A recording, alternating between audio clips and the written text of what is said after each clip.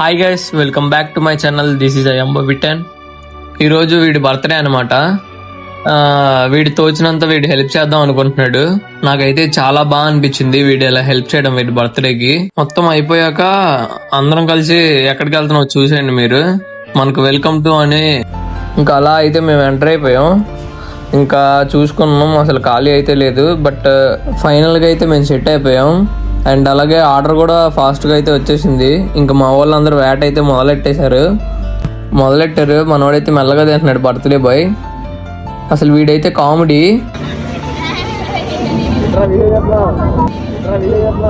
నాకైతే బాగానే ఎక్స్ట్రాల్ మింగుతున్నట్టు అనిపించింది.